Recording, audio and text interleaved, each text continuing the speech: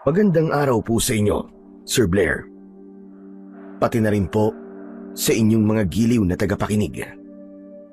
Naninirahan po kami sa isang isla na matatagpuan sa kasulok-sulukan ng Samar. Nakilala po ako noon sa pangalang Alon dahil sa kakaibang galing ko po sa paglangoy kahit pa sa malalakas na alon. Bata pa lamang po ako ay nakitaan na ako ng isang bagay na hindi katulad ng mga normal na bata. May iilan na sinasabing biyaya ako dahil sa pagiging mabuti ng aking ina. Siya lamang ang meron ako, Sir Blair.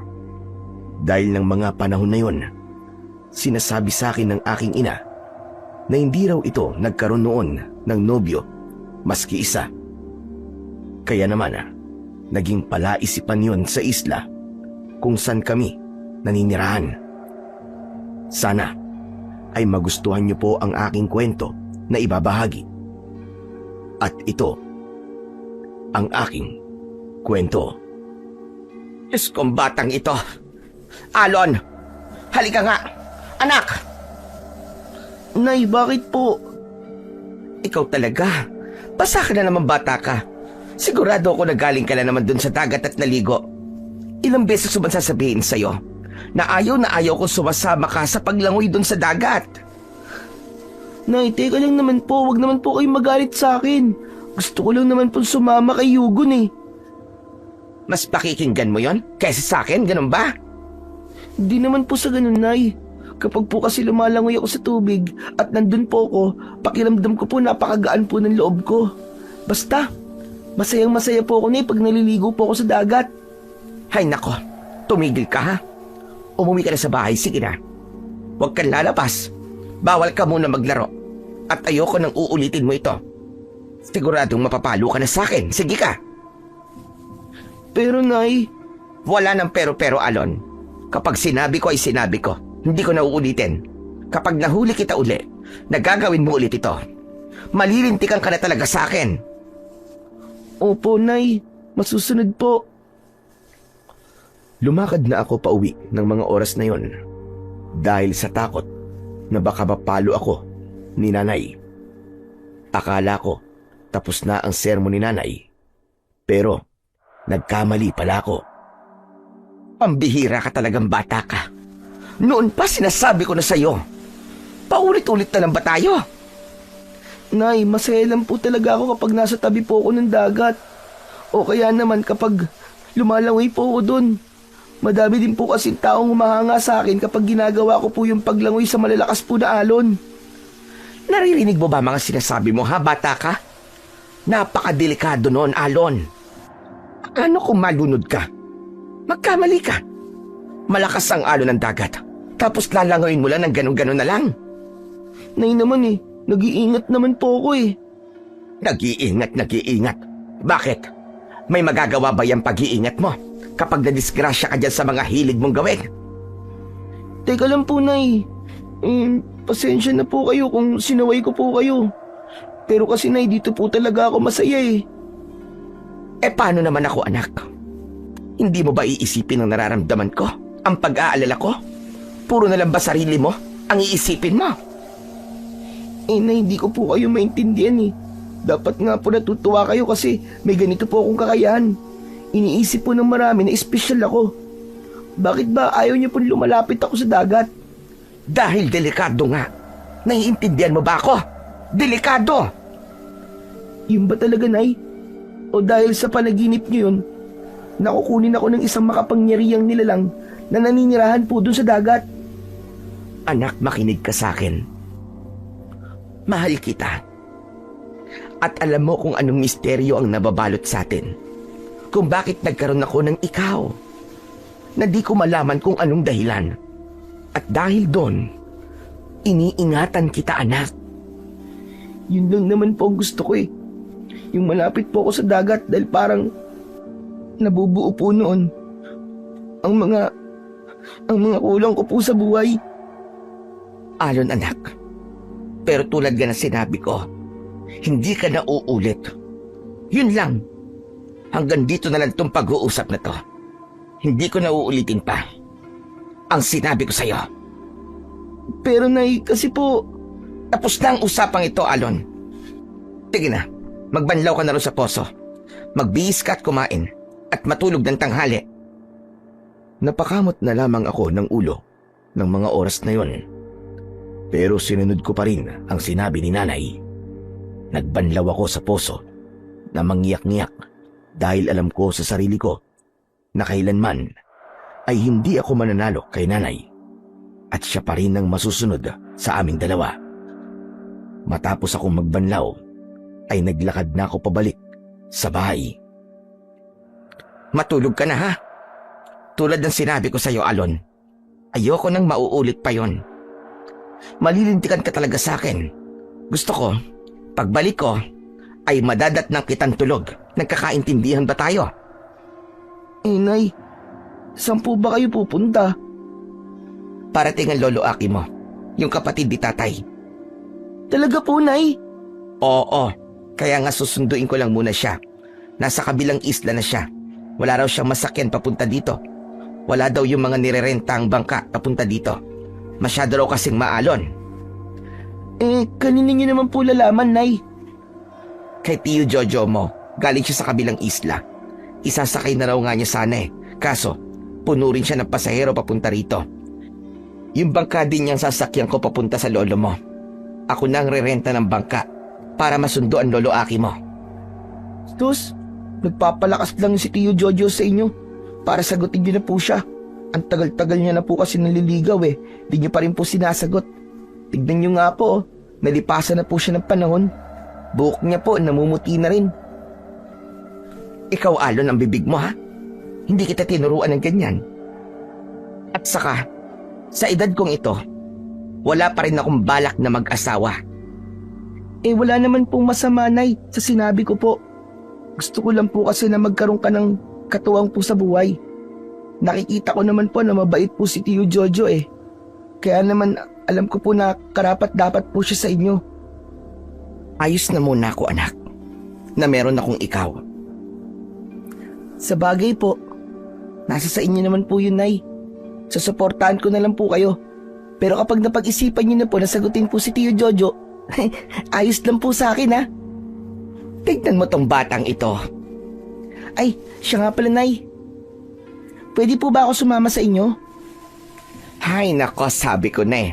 Kaya pinatatagal mong usapan na to kasi may bala ka na naman bata ka. Sige na po, Nay. Nasasabik lang po ako na makita po si Lolo Aki eh. O siya, sige. Nako, pasalamat ka talaga. At di kita matiis. Sige na. Magmandali ka na magbihis at tanghali na. Baka mamaya hindi pa kumakain ng Lolo Aki mo. Yay! Salamat po, Nay! Nagmadali ako nagbihis ng mga panahon na yon. At dahil sa kasabikan, hindi ko pa napansin na baligtad ko palang naisuot ang damit ko na pang-itaas. Pagkatapos nun, ay mabilis na kaming naglakad palabas ni nanay. At nakita namin si Tio Jojo at ang pamangkin niyang si Yugon na siya ring matalik kong kaibigan. Oh, nandiyan na pala kayo, Dalisay eh. Kasama mo pala si Alon. Kumusta ka na, Alon? Ayos lang po ako, Tio Jojo. Sasama ka rin ba, Alon? Oo naman, syempre. Kaya nga nandito ako, di ba? Grabe ka naman. Sungit-sungit naman ito. Nagtatanong lang naman ako eh. Ikaw naman kasi napaka-obvious ng tanong mo eh. Kaya nga kasama ako ni nanay eh. Ay nako, talaga tong magkaibigan na to. Sige na, tara na. Baka abutan pa tayo ng ulan eh. Pakiramdam ko di maganda ang panahon dahil madilim ang langit. Sige. Tara na. Sabik din kasi si Alon na makita ang kapatid ng yumao kong tatay. Inalalayan ni Tio Jojo si nanay na sumakay sa bangka habang ako naman ay binuhat niya para mapabilis ang pagsakay ko sa bangka. At nang makasakay na kaming tatlo, nila nanay at Yugon, ay bahagya niya pang itinulak ang bangka para hindi siya mahirapan sa pagsasagwan. Matapos nun, ay mabilis na siyang sumakay at dalawa sila ni Yugon na sinagwan ang maalong dagat. Salamat, Jo, ha? Kasi kahit maalon pumayag kang sunduin natin si Tiyo Aki. Wala yon, Dalisay. Basta kayo ni Alon. Walang problema sa akin yon. Ayaw po kasing diretso yung Tiyo Jojo eh. Siyempre, malakas sa'yo si nanay. Kasi patay na patay ka sa aking kagandahan niya. Alon, ano ba? Tama bang nakikisabat ka sa usapan ng matatanda? Ay, pasensya na po, Nay. Nadala lang po. Pagpasensyaan mo ng anak ko, Jojo, ha? Makulit talaga itong batang to Naku, Dalisay, wala yon. Nakakatuwa nga Dahil alam ng bata na iniibig kita. Dapat pala, Alon, hindi na lang tayo sumama. Hinayaan na lang sana natin si Tiyo Jojo at Aling Dalisay na mag-usap. At malaya silang makapag-date sa laot. Yugon, tumahimik ka ha. Tiyo, sorry na. Nadala lang po. Nagngitian kami ng kaibigan ko ng mga oras na yon. Dahil pareho din namin gusto noon na magkatuluyan si nanay at si Tiyo Jojo. Tingnan mo si Aling Dalisay at si Tiyo ko. Bagay sila, no? Huwag kang maingay, Yugon. Darating din yung oras na magkakatuluyan din sila. Hoy, kayong dalawa. Anong pinagbubulong-bulungan niyo dyan, ha? Ha? Wala po, Nay. Maganda po kasi yung tanawin Pero medyo maalon lang po. Oo nga pala, Dalisay. Nakarating na ba sa inyo? Ang alin, Jojo? Malamang hindi pa. Dahil nagtanong ka ng ganyan. Ang alin nga yun? May natagpo ang bangkay sa dalampasigan. 2 beses nang nangyayari yun Si Kapitan Marcel naman kumikilos na rin. Ano ka mo? Totoo ba yan? Oo, Dalisay. Ang sabi pa ni Kapitan lahat daw ng nakitang bangkay mga bangkero na naghahatid ng pasahero. Diyos ko, ano ba yan? Nakakatakot naman ang balita mong yan, Jojo. Tama ka, Dalisay. Ang kakaiba pa, wala na silang lamang loob. May mga nakita rin silang kalmot sa katawan. At isa lang ang nasisigurado nila, Kapitan. Hindi raw mababangis na pating o anumang hayop dagat ang makakagawa nun. Naku, Jojo. Dapat pala mag-ingat na din tayo. Lalo na bangkero ka rin. Dapat, huwag nang tatanggap ng pasahero kapag gabi na. Oo naman. Mula nang mapabalita yung bangkay na yon, tumigil na din ako sa pagtanggap ng pasahero sa gabi. Mahirap na. Baka di pa kita napapasagot Mapabalita na rin akong wakwakan tiyan at wala nang lamang loob. Ikaw talaga. Naisingit mo pa talaga yan. Ikaw naman po kasi na Mula nung 6 na taon pa lang po ako nililigawan ka na po ni Tiyo Jojo. Ilang taon na po 6 na taon na siya nanliligaw sa inyo. Pero di mo pa din siya sinasagot? Biglang hinawakan ni nanay ang bibig ko na para bang humahawak lamang siya ng bagay. Dahilan kung bakit ako napatahimik. Kasabay nun ang pagpilit niyang pagngiti at panlalaki ng mga mata niya sa akin. Alam ko ang ibig sabihin nun. Kaya nang inalis na niya ang pagkakahawak sa bibig ko, ay humarap na lamang ako sa kaibigan kong si Yugon at hindi na pinakinggan ang pinag-uusapan ni nanay at Tiyo Jojo. Yan kasi. Lagi ka sumasabay Hindi ka naman kasama sa pag-uusap nila. Tumigil ka nga. Itulak kita dyan Grabe ka naman. Napakapikon mo talaga. Ay, siya nga pala. Gusto mo ba sumama bukas? Mangisda tayo. Sigurado makakarami ka. Napakagaling mong sumisid at lumangoy Yun nga lang, di na ako pinapayagan ni nanay Pinagbawalan niya na ako. Sa totoo lang, matagal niya na nga akong pinagbabawalan pero sinusuway ko lang. Sayang naman nun. Di bale, sa susunod na lang. Palalamigin ko na lang muna ang ulo ni nanay. Ano ka mo? Susuway ka na naman. Naku, tepok ka. Lagot ka na naman kay Aling Dalisay kapag nalaman niya yan. Huwag ka na nga munang maingay. Tsaka na natin pag-usapan pag tayong dalawa na lang. O sige, sabi mo Alon, ayos ka lang ba? Komportable ka ba sa inuupuan mo? Opo, Tiyo Jojo. Salamat po. Kapit lang kayo na maayos ha. Medyo malakas yung alon. Pero kaya naman. Malapit na rin tayo. Natatanaw ko na yung kabilang isla eh. Aba, oo nga no. Hindi ko napansin. Napakabilis pala nating makarating. Maganda nga yan, Tiyo eh. Nagugutom na din po kasi ako. Kasalanan mo yan, Yugon. Imbis kasi na kumain, sige ka sa tampisaw sa dagat kahit na alam mo maalon. Eh paano? Si Alon po kasi. Yaya po nagyaya sa akin. Ha? Ba't ako? Ikaw nga din yung pumupunta sa bahay tapos yahiyain mo akong mangisda eh. At nagtuturoan pa kayo ngayon. Eh pareho naman kayong pasaway na mga bata kayo. Hayaan mo na. Mga bata pa naman sila eh. Oh, ayun na pala. Sandali lang, ako na muna ang bababa. Hilahin ko yung bangka para hindi na kayo mabasa. Salamat, Jo.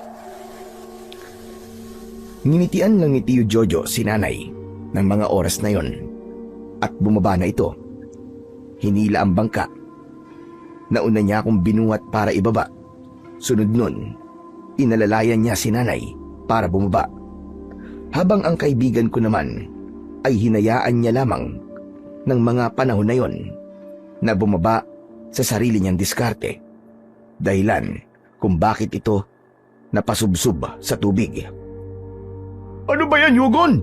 Kaliligo mo lang, tumalong ka na naman sa tubig. Hindi naman ako tumalon eh. Nasubsob ako. Si Aling Dalisay nalalayan mo tapos si Alon binuwat mo. Tapos ako'y nayaan mo lang. Hindi halatang may paborito ka. Pasensya ka na. Akala ko kasi kayang-kaya mo na eh. Tara na, Yugon.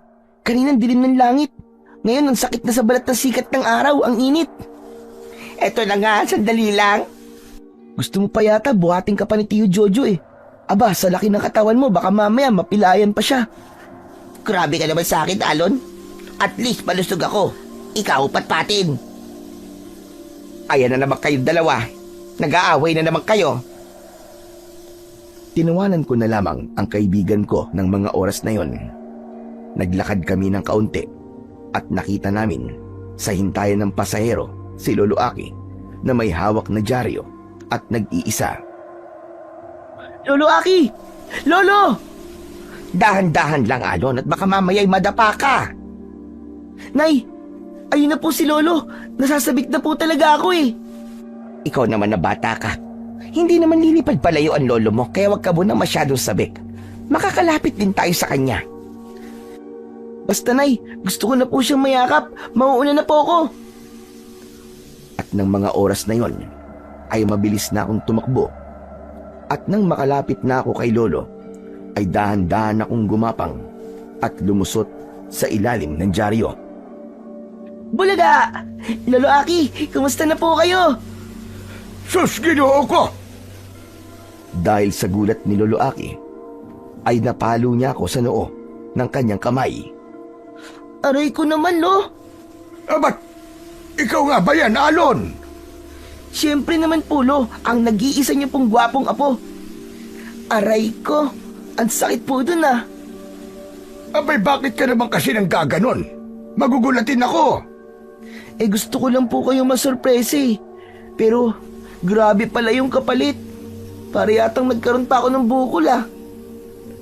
Ano ba nangyari, Tiyo? At bigla kayo sumigaw? Abay, ang batang pasaway na ito. Ginulat ba naman ako?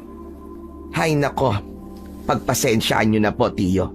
At hindi ko alam kung bakit ganyan na lamang katigas ang ulo ng batang yan. Ay, oo nga pala, Tiyo. Mano po? Pagpalain ka ng Diyos. Eh ikaw ba, Alon? Nagmano ka na ba sa lolo mo? Aling Dalisay, sa tingin ko po, di mo na kailangan tanungin. Pulang-pula na po yung noo, tignan nyo. Nakatikim kasi sa akin yan ng pagmanong siguradong hindi niya malilimutan. Aray ko, ang sakit nun, Lo. Bakal po ba ang kamay nyo? Hindi. Pero pwede ko namang ulitin at nang mahulaan mo kung anong klaseng kamay ba ang meron ako. Naku, hindi na po, Lo. Okay na po ako. Kung ganon, halina't kanina pa ako naghihintay at kanina pa nagwawala ang mga bulati ko sa tiyan. Ay siya nga pala, Salamat, Jojo, At pinarating mo kay Dalisay na nandito ako. Naku, wala po yun. Masaya naman po ako eh. Basta tara na. Mamaya na lang tayo magkwentuhan pag nakausad na ang bangka. Naglakad na kami ng sabay-sabay habang ako ay hawak pa rin ang napalong noo. At nang makarating na kami sa bangka ni Tio Jojo, tulad ng dati, ay inalalayan niya uli si nanay at ganoon na rin si lolo sa pag-akyat ng bangka. At nang makausad na ang bangka, ay kinausap ni lolo si nanay. Totoo bang nakita ko sa dyaryo, Dalisay, Ang alin po, Tio? na may mga natatagpo ang bangkay sa dalampasigan ng isla ninyo? Opo, Tio. Sinabi lang din po sa akin ni Jojo yun eh. Sa katunayan nga po, wala pa po akong alam na may nagaganap na po palang ganyan. Ibig sabihin pala, ay nag-uumpisa na ang mga kinatatakutang panaginip ng tatay mo noon. Ano pong ibig niyong sabihin, Tio? Naalala mo pa ba, nung maliit ka pa, na tinawag na nasisiraan ng ulo ang tatay mo dahil sa mga panaginip niya na hindi makatotohanan sa pandinig ng ibang tao? Ano naman pong kinalaman nun, Tio? Malaki ang kinalaman ng Dalisay. Kapagkat natuwa sa iyo ang bathala ng dagat na si Magwayan, kaya niya ibinigay sa iyo ang katangian na magkaroon ng anak kahit na hindi ka naman dumadaan sa isang pag-ibig ng tao. Naman nasisigurado ko na ang panaginip niya na magkakaroon ng mga nilalang na sasalakay sa inyong isla at isa-isang papatay na mga tao ay magkakatotoo. Teka lo, sino po pala si Bathalang Magwayan? Sa bahay na lamang tayo mag-uusap. Sumama ka na rin, Jojo. Doon na lamang kayo magpahinga ng pamangkin mo. Sige po. Hindi naman ganun kalakas yung alon sa dagat eh. Mapapabilis po yung pagbalik natin sa ating isla. Yugon, gusto mo ba palit tayo? Ako naman ang magsasagwan. Hinihingal ka na kasi para makapagpahinga ka. Sige, Alon. Ang sakit na rin kasi ng mga balikat ko eh. Nangangalay na ako. Napakabait naman pala ng apo namin ng kapatid ko. Sana nakikita niya ito. Siguradong matutuwa yun. Ay nako, Tio. Ngayon lang humabait yan. Kanina nga lang pinagalitan ko yan. Paano ba naman? Napakakulit kasi. Totoo ba yun, ha, Alon? Teka lang po, Lolo Aki. Kasi naman po si nanay, pinagbabawalan niya po akong lumangoy sa dagat. Kahit na po, yung po nagpapasaya sa akin. Dalisay, Aba, Alon, ano bang pinag-usapan natin? Di ba ang sabi ko sa'yo, huwag kang lalangoy sa dagat lalo na kung malakas ang alon, hindi ba? Kahit nga may bagyo, sige ka pa rin ang langoy. Kaligtasan mo lang naman ang iniisip ko. tama na yan, tama na. Ay nako, pareho kayong may mali. Ikaw, Alon, kapag sinabi ng nanay mo, ay dapat sundin mo at wag na wag mo siyang susuwayin. Dahil kahit na anong mangyari, ang nanay mo pa rin ang masusunod at hindi ikaw. Lalo na kung kaligtasan mo naman ang iniisip niya. Pasensya na po, Lolo Aki. At ikaw naman, Dalisay, pwede naman na magtampisaw ang bata sa dagat. Kung hindi naman mapanganib, hayaan mong lalo pa niyang mahasa ang talentong meron siya. Nandun na nga po ko, Tio. Ang problema po kasi, dahil alam niya na magaling po siyang lumangoy sa maalong dagat, nagpapakitang gilas siya. Tinignan ako ni Lolo Aki nang masabi ni nanay ang dahilan kung bakit niya ako pinagbabawalang magtampisaw sa dagat. Hindi ko alam, pero natakot ako sa mga tingin na yon ni Lolo Aki.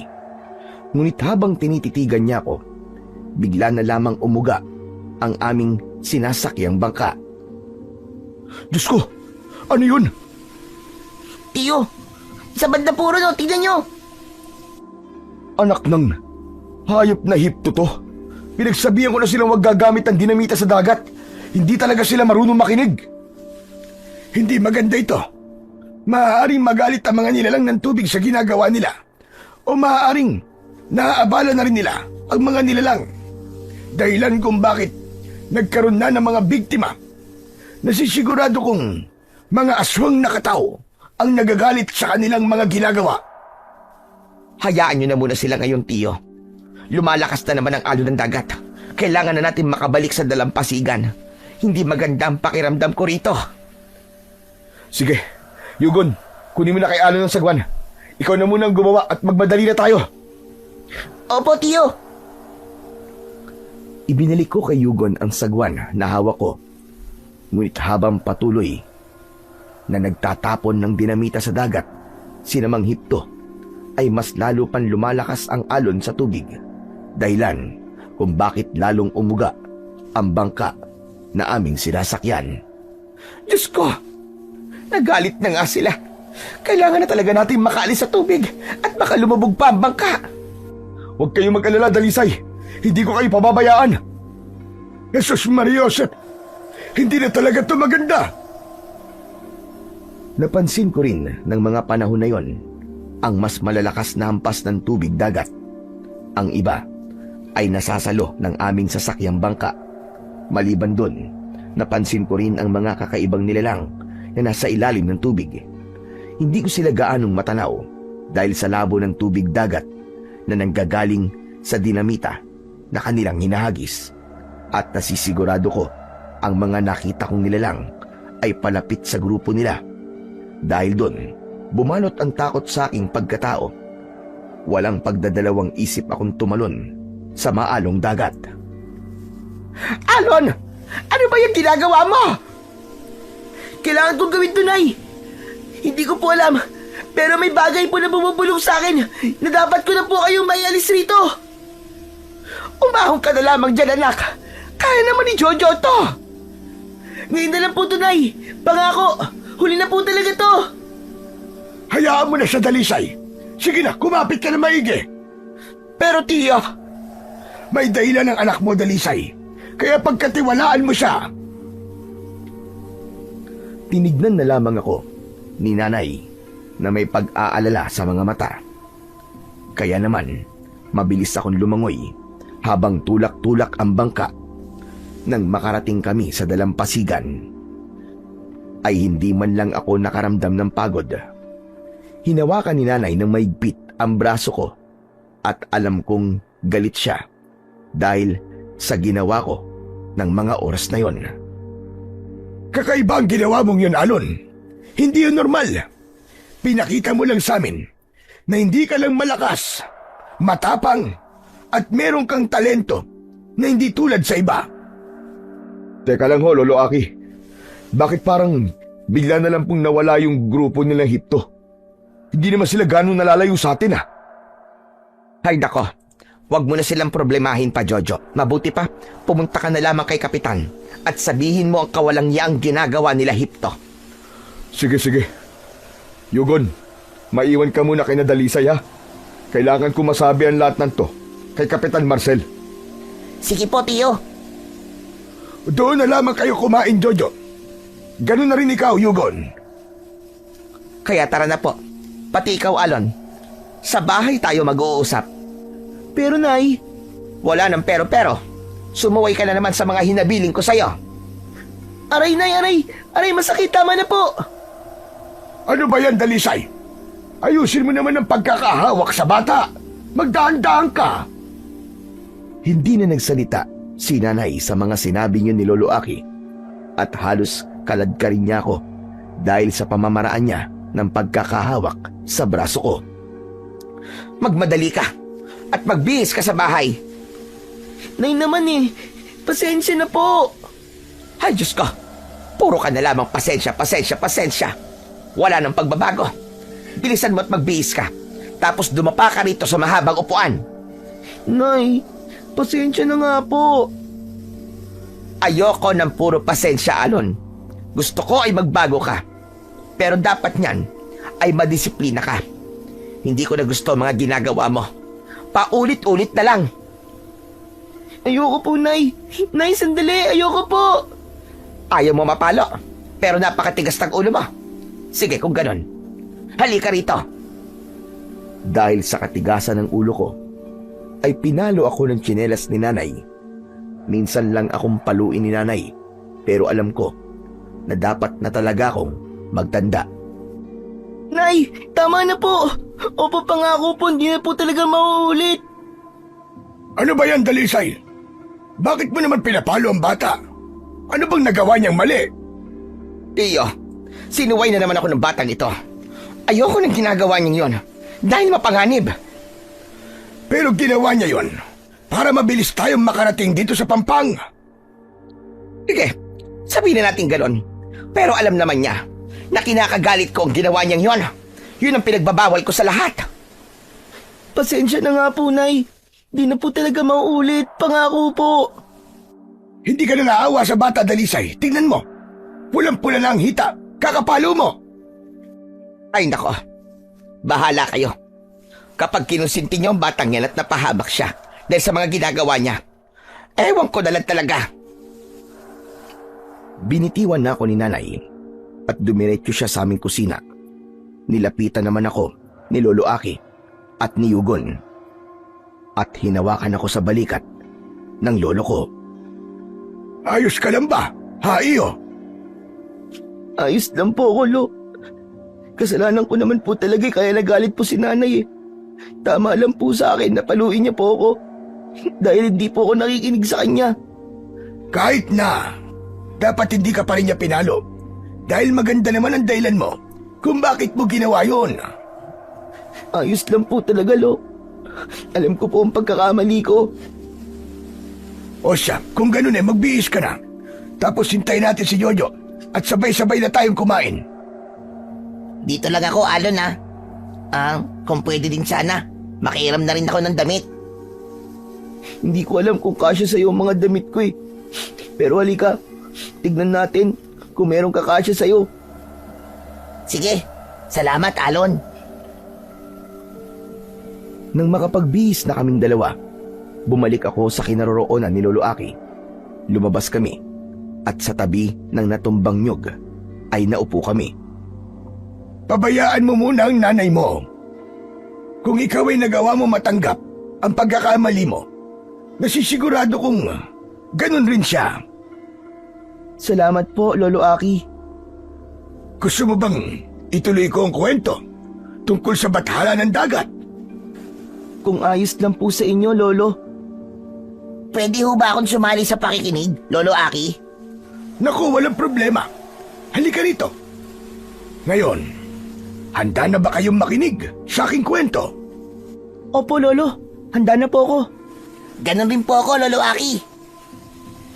Kung ganon, mag-uumpisa na ako. Maraming taon nang nakakalipas na may namumuhay na diyosa o bathala ng dagat ang naninirahan sa parte ng Kabisayaan. Siya ay walang iba kundi si Magwayan. Ano po naging koneksyon niya sa aming dalawa po ni nanay? Ang nanay mo kasi ay makadiyos. Mula pa nung siya ay bata pa lamang, lumaki siya na may paniniwala, mapagpatawad, at palaging nagpapasalamat kahit sa maliliit na bagay lang ang dumarating sa kanyang buhay. Hanggang isang gabi, magkakasama kaming natutulog. Nagising na lamang kami dahil sa ingay na nililikha ng iyong Lolo Fred, ang tatay ng iyong ina. Ayon sa kanya, ay napanaginipan niya ang iyong ina.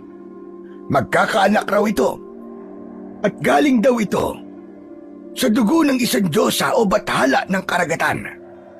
Dahil daw natuwa ito dahil sa busilak na puso ng iyong ina. Teka, Lolo Aki. Ano pong ibig niyo sabihin na galing po sa dugo?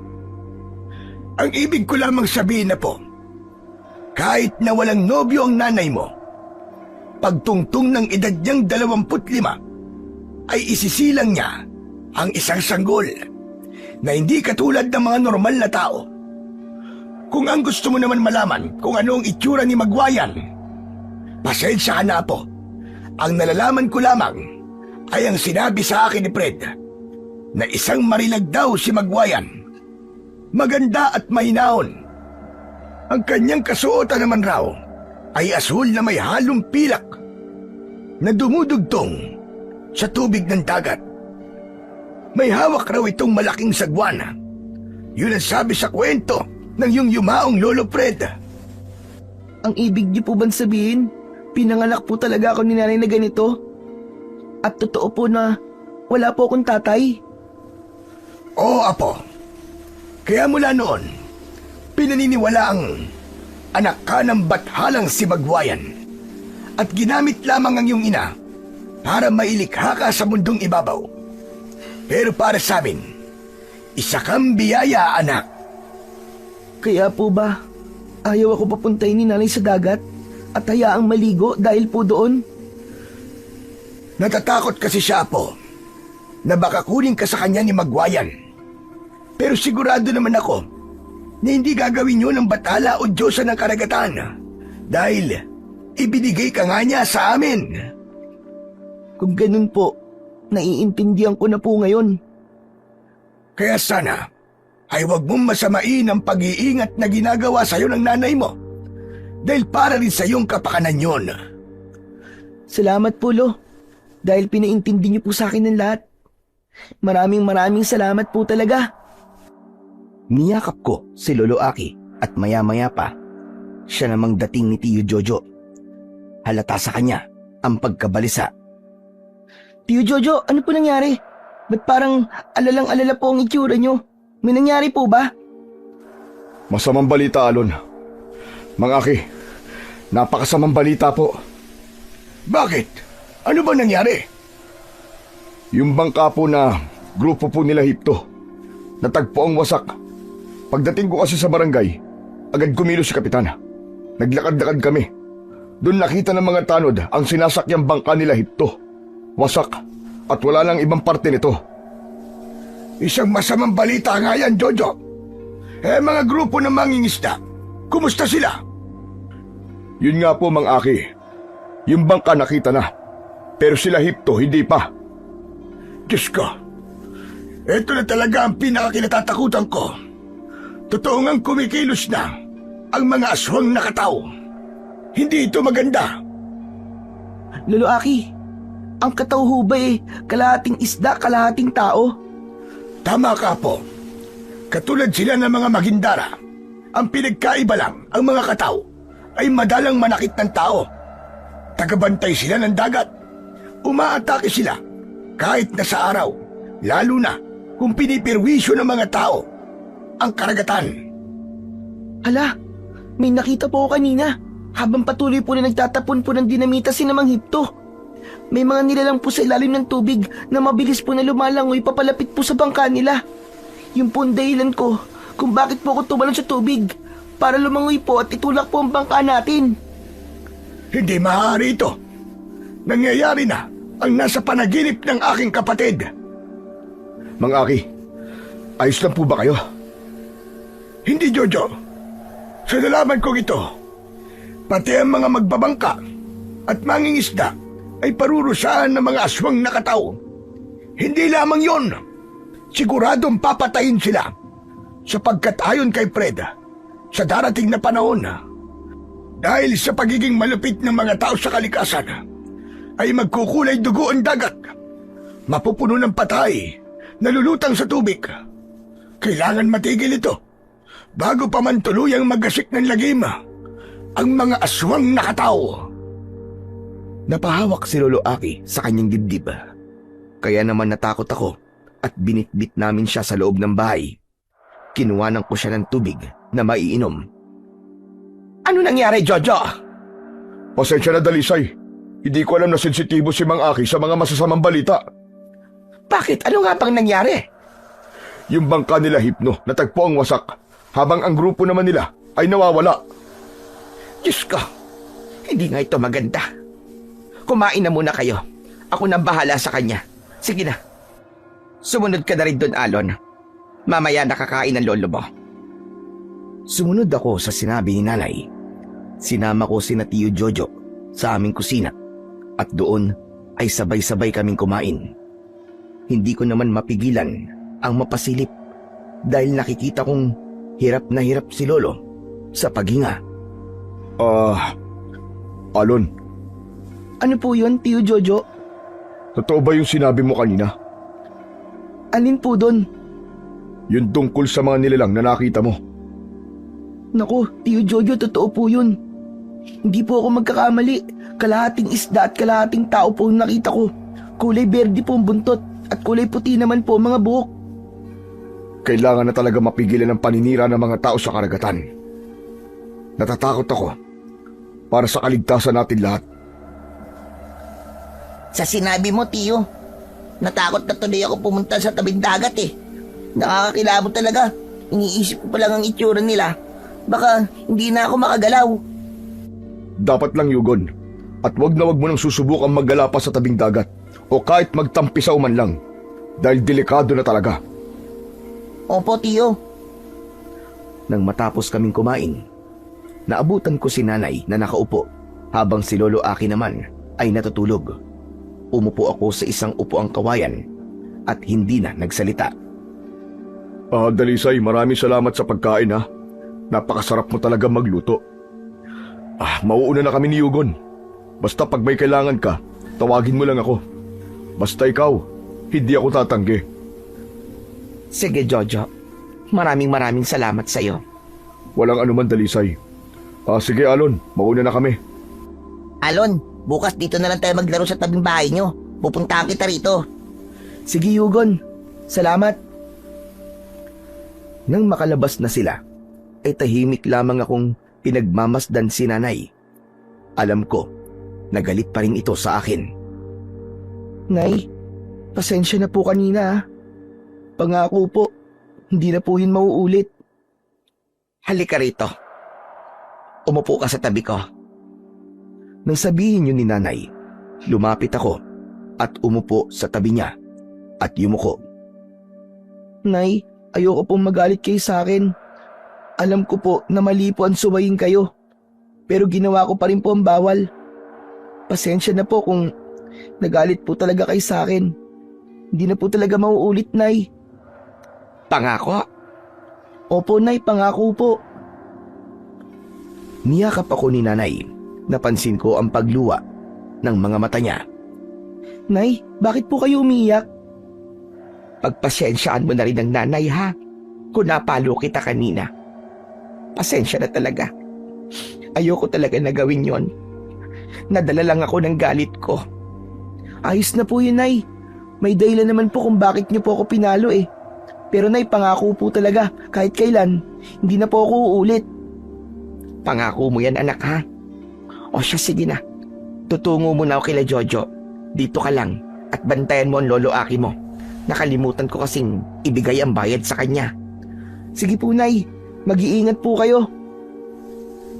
Magligpit ka ng konti dito ha. Para kapag nagising ang lolo mo, ipaghanda mo naman siya na makakain. Sige po, Nay. Nang lumabas na si nanay, nagtungo naman ako sa kusina para hugasan ang aming pinagkainan. Nagwalis na rin ako sa loob ng bahay. Ay, Lo, gising na po pala kayo. Gusto niyo na po bang kumain?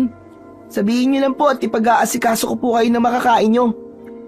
Wag na muna, Apo. Nalipasan na ako ng gutom at baka sumakit lang ang sikmura ko.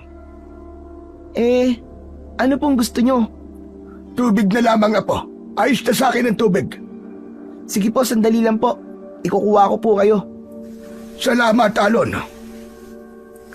Nagmamadali akong kumuha ng tubig at iniabot yon kay Lolo Aki. Nasaan nga palang nanay mo, Apo? Nagpunta po kina Tio Jojo.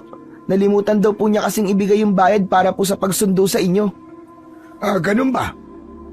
Teka, ano palang balita doon sa grupo ng mga mangingisda na gumagamit ng dinamita? Nakita na ba sila? Hindi ko po alam, Lolo Aki. Di naman po ako lumabas kaya hindi po ako nakasagap ng balita. Ay nako, Diyos ko. Nakakasigurado kong hindi sila muling makikitang buhay. Dahil likas na masasama ang mga katao. Lalo na kung masama rin ang mga tao. Hindi natin sila masisisi. Dahil kagagawan din ng mga tao kung bakit nag-aasik sila ng kasamaan. Mapaghiganti sila at hindi marunong magpatawad. Pero Lolo Aki, sigurado po na marami pong mapapahamak dahil doon. At marami pong tao ang mamamatay. Hindi natin ito mapipigilan.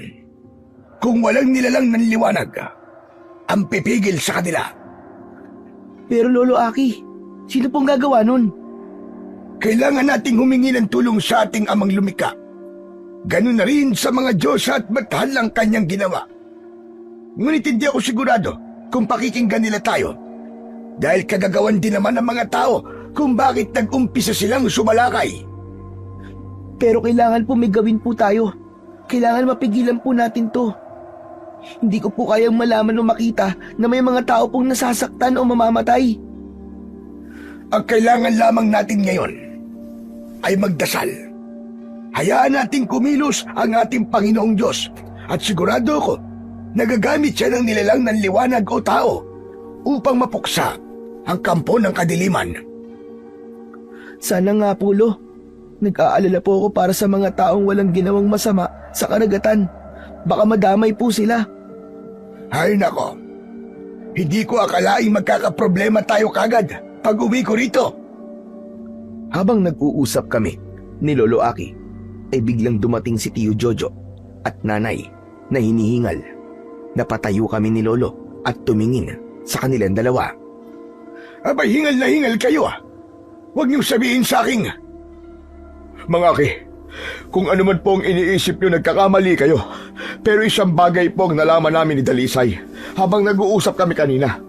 May pinagkaguluhan po mga tao. Dala po ng kuryosidad, sinundan ho namin sila. Nakita po namin ang mga tanod ni Kapitan, dala po ang grupo ni Hipto. Ang ilan ho sa kanila ay walang lamang loob at ang iba naman po, bali-bali ang mga buto mula leeg hanggang sa katawan. At isa pa po sa mga napansin namin, may direksyon po ang pagpatay sa kanila. Ang mga alalay po ni Hipto, halos bali-bali lang po ang buto. Habang si Hipno naman, at yung isa pa niyang kasama sa paggamit ng dinamita sa pangingisda, ay wakwak ang katawan. Wala na pong lamang loob, at puro galos pa ang katawan, at wala pang saplot. Ano ka mo? Lolo, Mga kataunga, tuluyan ng nagkatotooan lahat ng nasa panaginip ng tatay mo, Dalisay. Jo, tama na muna, at baka atakihin na naman si Tio ng kanyang sakit. Baka mawalan na naman siya ng malay. Sige, babalik na lang ako bukas. Salamat, Jo, mag-iingat ka ha. At sana huwag ka nang maglalayag tuwing gabi o kahit sa araw, mag-iingat ka. Delikado ang panahon ngayon. Salamat, Dalisay. Aalis na ako. Alon, alalayan mo ang nanay mo, ha? opo Tio Jojo, salamat po uli. Ninitian na lamang ako ni Tio Jojo. Matapos yun, mabilis naming inalalayan si Lolo Aki. Kumuha na rin ako ng makakain niya para hindi siya uli matulog nang walang kain. Salamat, iyo. Ay nako, hindi ko na kinakaya ang mga nangyayaring ito. Huminahon lang po muna kayo, Lo. Susumpungin po kayo kapag pinagpatuloy niyo po yan. Tio, tama po si Alon. Main na po kayo at ipahinga niyo po muna yan. Papadilim na rin po. Magpapahinga na rin kami ni Alon mamaya. May bakante pong kwarto sa tabi ng aming silid. Nakahanda na rin po ang lahat doon. Pwede po kayo doon. Mabuti pa nga. Maraming salamat, iya. Pagod din kasi ako sa biyahe, kaya siguro ganito. Di naman natagalan. Natapos din agad si Lolo Aki sa pagkain ng mga oras na yon. Sabay namin siyang inalalayan ni Nanay. At nang makita na namin siyang nakahiga, ay agad na rin kaming pumasok sa aming tulugan. Nakasanayan ko na. Sa tuwing bago matulog o paggising, ay nagdarasal ako. Yung kasi ang turo sa akin ni Nanay, ang magpasalamat sa buong araw at humingi ng tawad sa mga nagawang kasalanan. Sa paggising naman, ay magpapasalamat kami sa bagong panimula. Nay, gising pa po ba kayo? Matulog ka na dyan, Alon. Masakit ang ulo ko, anak. Nay, hindi po ako makatulog eh. Pilitin mo na lang. Pinipilit ko naman po eh. Kaso hindi ko po talaga kaya. Kasi naiipit niyo po ako. Ay, ano ba yan? Pasensya na. O ayan, umurong na ako. Hindi mo naman kagad sinabi. Matulog ka na dyan, anak. Maaga pa tayo bukas mamimili ng isda. Baka mamaya maubusan tayo ng gulunggong.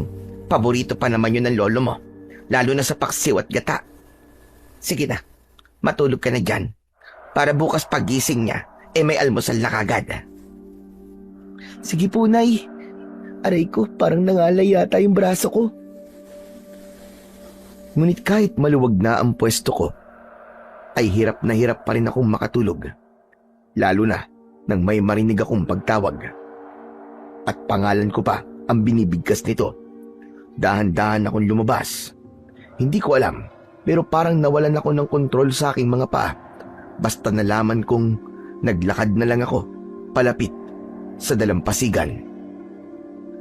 Hala, ano ba nangyayari? At sa mga oras din yon, isang hindi kilalang tinig ang aking narinig. Nanggagaling yun sa tubig at walang pangamba ko itong nilapitan. Nang makaapak ako sa tubig, isang malakas na puwersa ang parabang humila sa akin, papunta sa malalim na bahagi. Ang nagpagimbal pa sa aking pagkatao nang mapagtanto ko na nakakahinga ko sa ilalim ng tubig. Maya-maya pa, habang patuloy na hinihila ko pababa, isang asul na liwanag ang siyang pumasok sa aking bibig. At yun ang dahilan kung bakit ako nawalan ng malay. Diyos ko, Alon anak, gumising ka na, nakikiusap ako. Gumising ka na, anak. Sandali lang, Dalisay. Huwag mong istasin ang sarili mo. Gigising rin naman siya mamaya eh. Nay, Anak, Diyos ko, gising ka na rin sa wakas. Akala ko kung napano ka na. Tama bang narinig ko? Gising na ang apo ko. Opo, Tiyo. Gising na nga po si Alon. teka, ano po bang nangyari? Wala kang maalala, anak. Hindi mo ba alam na 3 araw ka nang walang malay? Natagpuan ka namin ni Jojo doon sa dalampasigan. Basang-basa. Ano ba nangyari? Bakit ka napadpad doon? Ha? 3 araw po akong walang malay? Ano pong pinagsasasabi niyo, Nay? Di ba sabi niyo po, maaga po ako magising dahil mamimili pa po tayo ng isda? Kagabi lang po yun, di ba? Hindi, anak. Oo nga, sinabi ko yun. Pero 3 gabi na ang nakakaraan. Diyos ko, ano ba talagang nangyari sa iyo? Wala po akong maalala, Nay eh. Yun lang po ang alam ko. Pagkatapos niyo pong sabihin sa akin yun, wala na po akong maalala. Hanggang dun lang po talagang naalala ko eh. Alalahanin mo, Alon. Dahil 3 gabi kaming nag-aalala sa'yo. Nakita ka namin na walang malay. Pero wala po talaga akong maalala, Tiyo. Pangako po, wala po talaga. Mukhang alam ko na ang nangyayaring ito. Wala ako sa posisyon para pangunahan ito. Sa palagay ko, ikaw na nga talaga ang hinirap para iligtas sa mga tao sa ating isla. Ipinanganak ka upang magsilbing isang malakas na tao na pipigil sa mga aswang nakataw na itinakdang manggugulo sa islang ito. Ano ho bang pinagsasasabi niyo? Nakikita niyo naman po ang lagay ng anak ko, di ba? Bakit ganyan pa po ang mga sinasabi niyo, Tiyo? Dahil totoo ang mga sinasabi ko sa iyo, Dalisay. Dahil kung titignan, ay hindi lamang yon nagkataon. Dahil siya ang anak sa iyo ng bathalang magwayan. Masasabi nating isa rin siyang babae. Ngunit walang imposible sa mga bathala o Diyosa. Kaya naman, siya ang kukontra sa mga aswang nakataw. Aray, ang sakit po ng ulo ko, Lo. Tama na po muna yan. Huwag na po muna kayong magtalo ni Nanay. Dahil kung totoo man o hindi, ang mga sinasabi nyo, ay malugod ko pong tatanggapin ang kapalaran ko para sa kaligtasan po ng mga tao. Ay nako, tumigil ka, Alon, ha? Ang kailangan lang natin ay ang pagtutulungan na itigil na ang paninira nila sa karagatan. Nay, nag-umpisa na pong umatake ang mga aswang. Kung totoong 3 gabi at araw na po akong walang malay, hindi po imposibleng hindi nadagdagan ng mga biktima. Tama po ba ako, Nay? Natahimik silang lahat sa itinanong kong yun sa kanila. Eh di tama nga po ako, Nay. Kaya sa ayaw at sa gusto niyo po, gagawa po ako ng paraan. Kung totoong anak po ako sa inyo ng isang bathala, alam kong hindi niya po ako pababayaan. Kaya't lalabanan ko po mga kataw na yun. Naririnig mo ba mga lumalabas sa bibig mo, ha, Alon, anak? Hindi mo ba alam kung gaano kadelikado ang iniisip mo? Teka nga, Alon. Saan mo ba nakukuha yung mga salita na yan, ha? Bakit ganyan ka na lamang katapang ngayon? Hindi ko po alam na Pero maliban po sa masakit kong ulo, nararamdaman ko po na para bang napakagaan po ng katawan ko. Dalisay, siguro mas mabuti pa kung pagpahingayin mo muna ang anak mo. Alam ko ayaw mo mga sinabi niya. Pero sa ngayon, gusto ko munang makausap ka nang tayong dalawa lang sana. Hindi nagsalita si nanay. Tinignan lamang niya ako at sumama palabas kay Tiyo Jojo.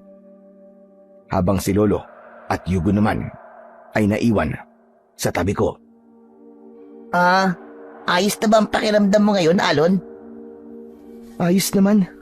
Yung ulo ko lamang talaga napakasakit. Ano ba kasi talaga ang nangyari? Isa ka rin makulit, no? Ilang beses ko bang sasabihin? Hindi ko nga alam. Ay, pasensya naman. Nagtatanong lang naman ako eh. Pero, sigurado ko na hindi ordinaryo ang mga nangyari sa'yo nang nakalipas na gabi. Pilitin mong alalahanin na po at baka sakaling makatulong sa atin. Pinipilit ko naman po, Lo, Pero wala talaga, napakahirap. Isip po ako ng isip, pero wala talaga akong naaalala. Ibig sabihin lang yan, wala ka talagang isip. Sira ulo. Ganito na nga ang sinasapit ko, nagbibiro ka pa ng ganyan. Para ka ding sintu-sintu, no? Pasensya naman. Gusto ko lang naman magpatawa eh. Pero wala sa oras para magpatawa ka, Yugon. Oo nga pala, Alon, apo. Kung tinatanong mo, kung nadagdagan pa ang mga biktima, ang sagot ay oo. Napakaraming namatay. Maski hindi magbabangka o mangingisda, ay pinapatay na nila. Maski pa ang mga bata na tulad ninyo. Ito talaga yung hindi maganda, Lo. Hindi ko po alam. Pero ang lakas po ng loob ko para pigilan sila. Tipo pong gusto ko na po silang harapin sa mga oras na to. Nagagalit po ako sa mga ginagawa nila sa mga tao. Gusto ko na po silang pigilan ngayon pa lang. Hindi ko na po kayang malaman na may masasawi pa pong muli. Pero paano natin yung gagawin na po? Na maski ako ay nabablangko ang isipan. Takot rin ako. Pero wala tayong lakas para talunin ang mga aswang nakatao. Pero malakas po ang loob ko, Lo. Hindi ako pababayaan po ng batala. Lalo na po, ang Panginoong Diyos. Nasa sayo pa rin ang desisyon na po. Ituring man akong konsentidor, pero dahil alam kong may dahilan kung ba't mo gagawin to, wala akong gagawing dahilan para pigilan yon. Salamat po sa suporta, Lolo Aki. Tutulong ako sa iyo, Tol. Magiging backup mo ako. Hindi na kailangan, Yugon. Baka mamaya pag ginabol ka nila mauuna ka pang mahuli. Sa laki ba naman ng tiyan mo? Hindi malayo yun. Grabe ka naman sa akin. Makikita mo, pag ako namayat, mas magiging gwapo pa ako kaysa sa'yo. Kala mo Joke lang naman yun Ikaw siniseryoso mo masyado. Kapag ikaw nagbibiro, ayos lang. Pero pag ako, masyado mong siniseryoso. Lakas din ang trip mo no? Masyado ka kasing namimersonal. Ano ba yan? Tama na. Mamaya ibigyan ko kayo ng tig-iisang kaltok Hindi nyo na ako ginalang. Sa harap ko pa talaga kayo nag-aaway. Pasensya na po, Lo. Pasensya na po, Lolo Aki. Huwag nyo na lamang uulitin. Dahil magkaibigan kayo, dapat hindi kayo nag-aaway. Ganun lang po talaga kami maglambingan ni Alon, Lo. Kahit pa ba ang pag-aaway ay hindi ko nakikita bilang isang lambing. Dahil magiging dahilan yon para hindi maging mapayapa ang inyong mga isipan. Pasensya na po, Lo. May problema pa po ang isla, pero eto po kami. Nag-aaway pa. Ayos lang ang mag-away. Pero wag naman yung madalas. Alam ko naman na likas na yun sa magkaibigan o kahit sa pamilya pa. Pero hindi lang tungkol sa pagkain. Ang salitang kapag sobra ay nakakasama. Kaya yung pag-aaway ninyo, kapag nagpatuloy, yun ang pangit. Maraming salamat, Pulo. Pangako po, di na po kami mag-aaway ni Yugon. Di ba, Tol? Tama po si Alon, Lolo Aki. Magpapakabait na po kaming dalawa at hindi na po magiging pilyo. Yan, ganyan nga mga bata. Pagtapos kaming pagsabihan ni Lolo Aki, ay pumasok na ulit si Nanay at si Tio Jojo. Hindi tulad kanina, wala na ang pag-aalala sa mga mata ni Nanay. Anak, napag-usapan na namin ng Tio Jojo mo na tama ka. Dapat magtulungan tayo. Kaya dapat kumilos na tayo ngayon pa lang. Kakausapin ko si Kapitan na magsasama kami ng mga tao para pangaralan yung mga taong gumagamit ng dinamita o sumisira ng dagat. Tama, baka sakaling sa pamamaraan na yun, mawala na ang galit ng mga nilalang sa tubig. Hindi ko alam kung gagana pa ba ang plano nyong yan. Lalo na sa ngayon na nakatikim na ng dugo at laman ng tao ang mga katao. Pero wala ring masama kung susubukan natin. Tutulong po kaming magbayi-bayi, Nay. Pabayaan nyo rin po akong tumulong, Tiyo. Magkasama na lang po kami ni Alon. Aba, sigurado ba kayong dalawa? Baka gagawa lang kayo ng kabulastungan. Hindi po. Nangako na po ako kay Nanay na hindi na po mauulit ang mga ginagawa kong paglangoy po sa maalong dagat. O siya, pumapayag na ako. Para naman, mas mapadali tayo. Ganito ang gagawin natin. Sasamahan ko si Tio Aki. Tapos kayo magkaibigan. Kayo ang magkasama. Tapos, kahit ako na lang mag-isa, ako naman yung pupunta kay Kapitan para humingi ng tulong. Ngayon na po ba tayo mag-uumpisa? Tama ka, Alon. Uumpisa na natin. Wala na tayong aaksayang panahon. Dahil habang tumatagal, parami ng parami ang mga dinamitang hinahagi sa dagat. Dahilan kung bakit parami din ng parami ang mga nabibiktima. O paano? Tara na, Alon. Sige. Nay, mag-iingat po kayo ni Lolo, ah. Kayo rin mga bata.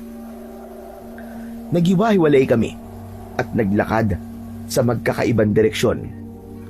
At napagpasyahan naming magkaibigan na uunahin namin ang mga taong malalapit sa dalampasigan. Tol, sa palagay mo ba, makikinig sila sa atin? Walang masamang subukan, Yugon.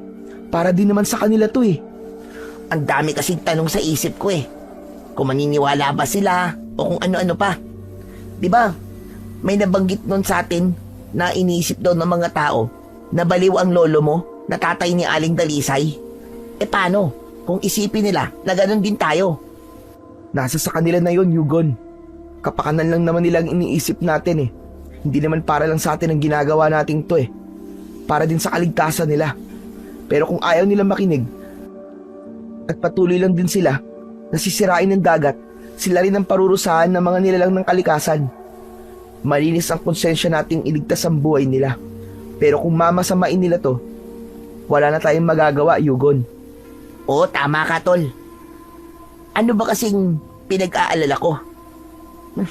Di bali naman na isipin nilang baliw tayo. Ang mahalaga naman, maraming buhay ang may sasalba natin, di ba? Tama ka. Yun na lang ang isipin mo, Yugon. Habang iniisa-isa namin ang mga tao, ilan sa kanila ang naniniwala na hindi basta-basta ang mga nilalang na pumapatay sa mga taong gumagamit ng dinamita. May ilan rin na nagsasalita pa lamang kami ay bigla na lamang tatalikod. Napakabastos talaga ng ibang tao dito sa isla natin. Ay nako, nakakapagod din pala yung ganito. Mapapagod lang tayo, Yugon, pero hindi tayo susuko. Hindi ko pababayaan ng mga tao dito dahil mahal ko sila. Lahat ng mga kaisla natin. Alam mo, Tol, dyan din ako bilib sa'yo eh. Matigas lang ulo natin. Pero, nananatili pa rin ang pagiging mabuting tao natin. Wala namang kasing maidudulot na maganda kung matigas nga ang ulo natin. Magiging masamang tao pa tayo. Tama. Grabe, ang dami mo ng tama ah. Tapos ikaw, may tama ka. Grabe ka naman sa akin. Ang ganda na nga ng mga sinabi ko sa'yo kanina eh. Sasabihan mo pa ako ng ganyan? Ang tindi mo rin eh, no? Ay, nako. Nakakapagod. Pahinga muna tayo ng konti. Tapos, magpatuloy na lang tayo maya-maya. Ang sakit na ng paa ko. Nakalimutan ko kasing magsuot ng tsinelas eh. Sige, sige. Doon tayo umupo oh. Naglakad kami. Palapit sa isang mataas na nyog. Umupo kami doon. Hanggang sa nakaramdam ako ng uhaw. Tumingin ako sa taas ng puno ng nyog at nakita ko doon na marami itong bunga. Yugo no? Bakit, tol? Akyatin mo yung puno ng nyog. Tignan mo. Nakakauhaw din kasi. Masarap yung sabaw niyan. Ano? Bakit ako? Kita mo naman na ang laki-laki ng tiyan ko, di ba? Tapos, ako pa yung paakyatin mo dyan? Ano ba yan? Sige, ako na nga lang. Huwag kang hihingi ah. Tignan mo to, napakaramot. Kapag ikaw, di naman kita ginaganyan ah. Wala, bahala ka dyan. Tamad-tamad mo.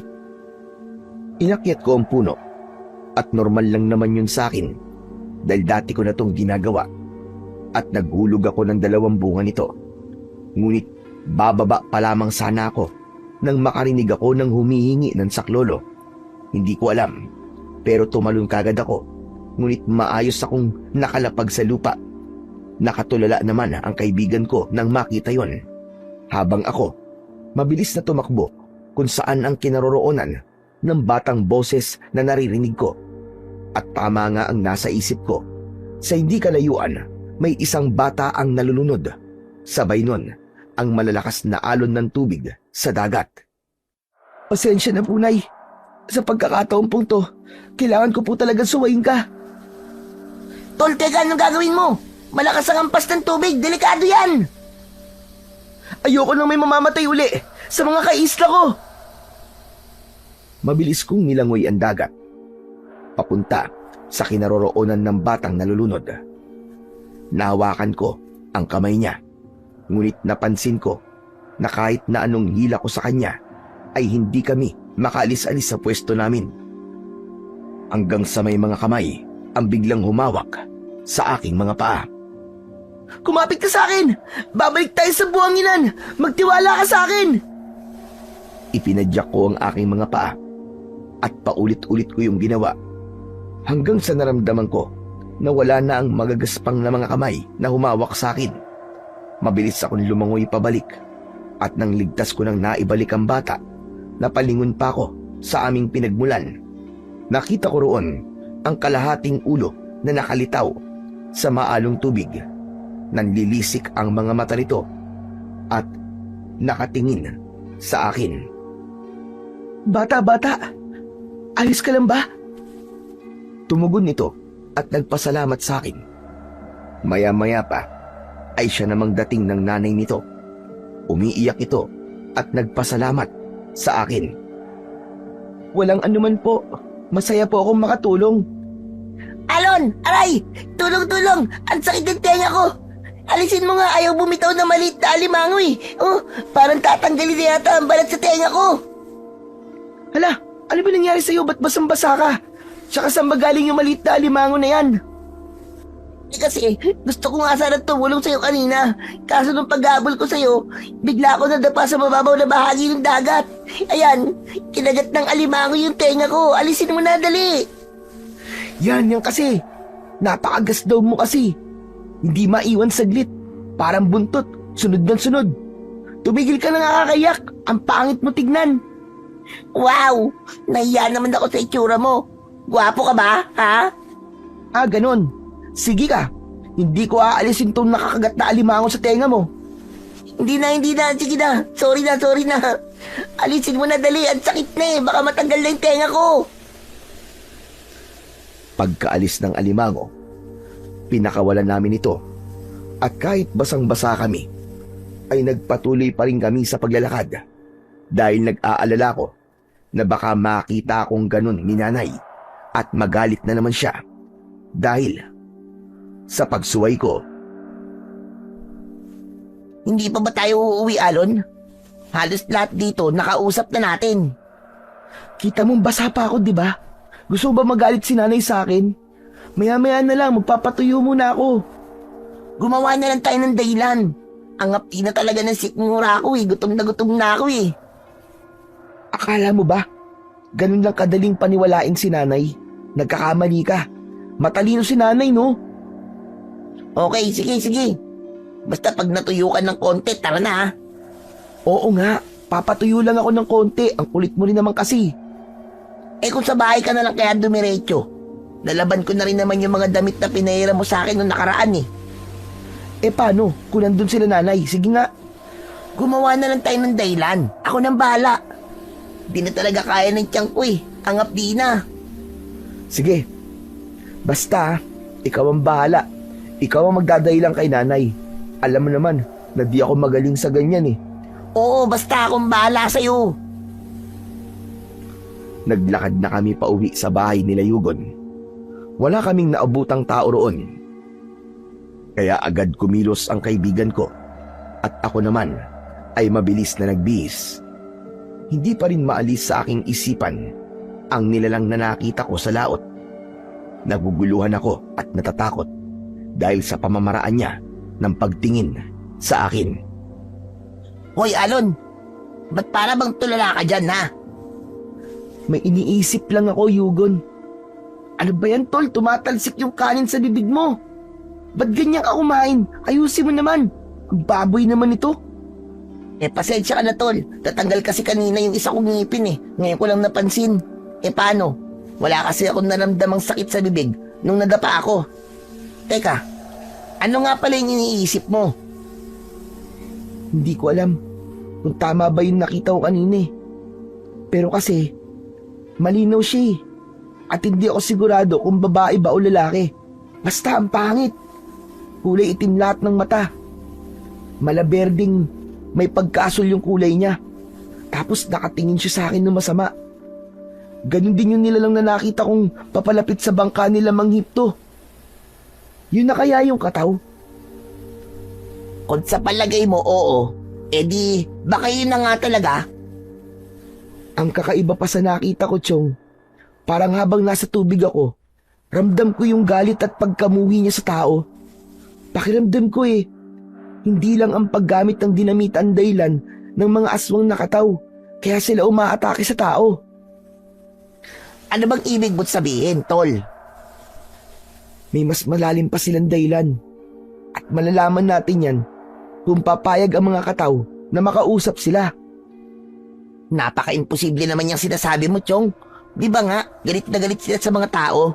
E paano kung bigla ka na lang nilang atakihin? Kahit ang hangad mo lang naman ay ang makausap sila. Hindi ko iniisip ang bagay na yan, Chong. Iniisip ko lang ang kapakanan ng mga tao. Kaya sana lang talaga ay makinig sa atin yung mga nakausap nating tao. Kahit yun lang, makakatulong na talaga ng malaki yun. Tama ka, Tol. Dahil kung hindi rin naman dahil sa kanila, hindi mag-uumpisang sumalakay ang mga kataw. Dahil tahimik lang silang namumuhay. Hindi sa kumakampi ako sa mga katawa, pero kasi, di ba nananahimik yung dagat tapos sisirain lang ng mga taong walang puso at walang magawa sa buhay?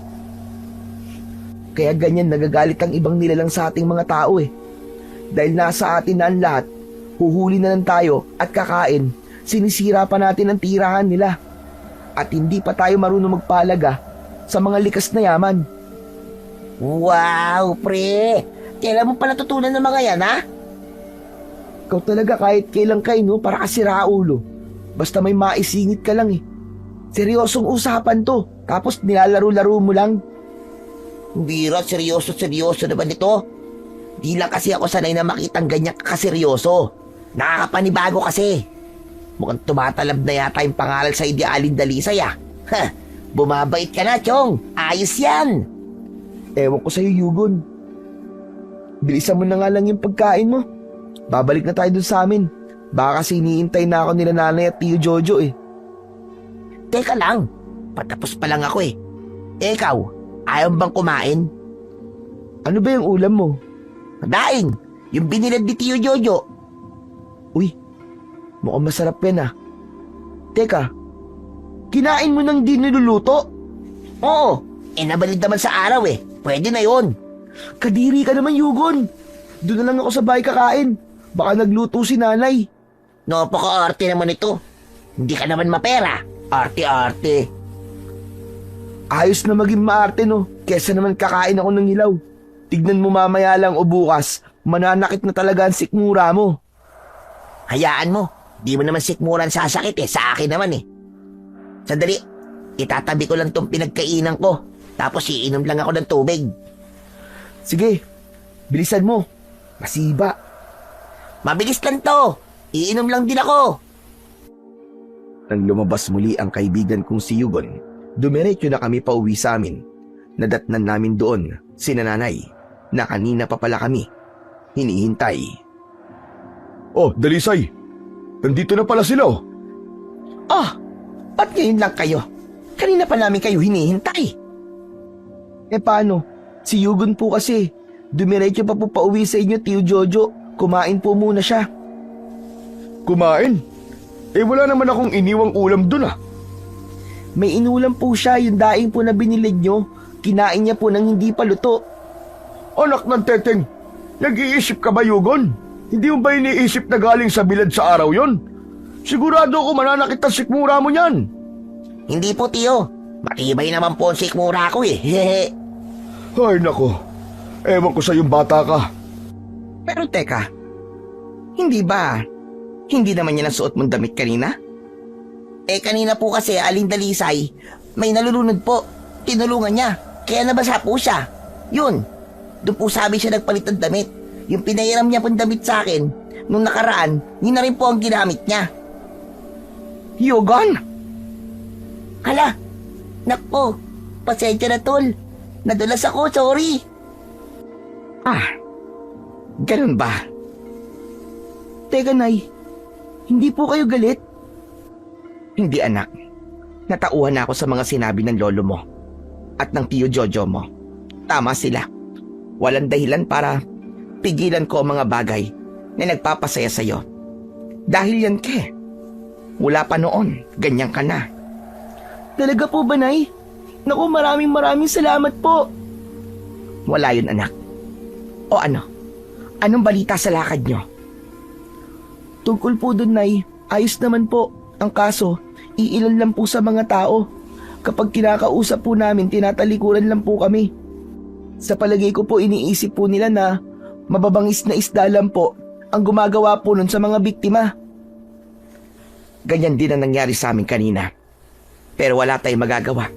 Ganyan talaga ang pag-iisip ng ibang tao. Kaya nga po di na lang po nila inisip na nakakasira na po sila. At siguradong kapag gagamit po sila ng dinamita, may ibang isda po na madadamay kahit na hindi naman sila kailangang hulihin. Ang magagawa lang natin sa ngayon ay maghanda at mag-isip. Dahil hindi tulad ng Magindara ang mga aswang nakatao na lalaki ay kayang-kayang umatake na kahit sa maliwanag. Ang pinagkaiba lang ay mahina sila nun. Pero kahit mahina sila, kaya nilang pumatay ng 5 tao sa isang atake lang. Hala, mahina pa ba yun? Oo, Apo. Dahil kapag sa gabi, kahit 3 lang sa kanila ay kayang-kayang ubusin ang mga tao na nakatira dito sa ating isla. Natahimik ako sa sinabing yun ni Lolo. Naalala ko ang nilalang na nakatingin sa amin kanina. Pero grabe naman po yata, napapatay sila ng maraming tao dahil lang sa pangiistorbo ng tao sa kanila. Sa tingin ko po, may malalim po na dahilan. Maliban doon, sigurado ako na nagkaroon ng mas mabigat na kasalanan ang mga tao. Pero kung meron man, ano naman kaya yon? Yung po ang aalamin natin, Nay. Pero paano natin gagawin yon, anak? May plano po ako. Bago pa lumubog ang araw, ay sinabi ko na kina Nanay at Tio Jojo at Lolo ang plano ko. Naghanda kami ng gabing yon, mga gamit at iba pa, kung sakali man na hindi makikipagkasundo ang mga nilalang ng tubig. Maliban dun, ay gumawa ako ng sarili kong sibat. Ano pa ba ang gagawin mo dyan, anak? Eh may mga itak naman na dinala ang Tiyo Jojo mo. Wala lang po, Nay. Ayos ka lang ba, anak? Hindi ko po alam, Nay. Bakit nakakaramdam po ako ng galit sa mga aswang ng tubig? At ganun na rin po sa mga tao. Gusto mo ba na ibahagi sa akin ang nararamdaman mo? Kasi po, Nay, bilang isang nilalang na nilikha, dapat pahalagahan po nila kung ano ang meron sila ngayon. Pero anong ginagawa po nila? Sinisira po nila. Dahilan kung bakit nagkaroon po ng galit sa atin yung mga aswang na nananahimik. Anak, huwag mo nang masyado pang isipin yan. Lahat ng problema ay may solusyon. Darating ang araw na mapagtatanto rin nila ang kanilang mga maling nagawa. Kaya anak, huwag ka nang masyadong mag-isip dyan. Hindi mo dapat pinoproblema ang bagay na yan. Paano hindi ko po problemahin, Nay? Ang sabi niyo po at ni Lolo, kahit pa ang ibang tao, sinasabing anak ako ng isang bathala ng karagatan. Pero ako mismo, walang magawa, walang kapangyarihan para iligtas ang nakararami. Nay, napakawalang kwentang tao ko po. Wala akong kwenta. Ano bang pinagsasasabi mo, Alon? Huwag mong sabihin yan sa sarili mo. Kasi ang dami mo nang nagawa para sa mga tao. Ang ilan ay inililigtas mo pa kapag nalulunod, di ba? Kaya huwag mong sabihin yan sa sarili mo. Wala kang kasalanan sa mga nangyayaring ito. Tama ang nanay mo, Apo. Hindi naman porke sinasabi namin na bigay o anak ka ng isang bathala, responsibilidad mo na ang lahat. Dahil kung ikaw ay nag-iisip ng paraan para matigil ang gulong ito, iniisip pa ng mga tao kung anong hirap ang pinagdadaanan mo habang iniisip mo naman ang kapakanan nila. Sinusuportahan na kita kung ano man ang gusto mong gawin, anak. Pero ang hindi ko matatanggap ay yung sisisihin mo ang sarili mo dahil may mga taong nabibiktima pa rin. Sila ang may kasalanan, kaya sila nagkakaganon. Salamat po, Nay. Pati na rin po sa inyo, Lolo.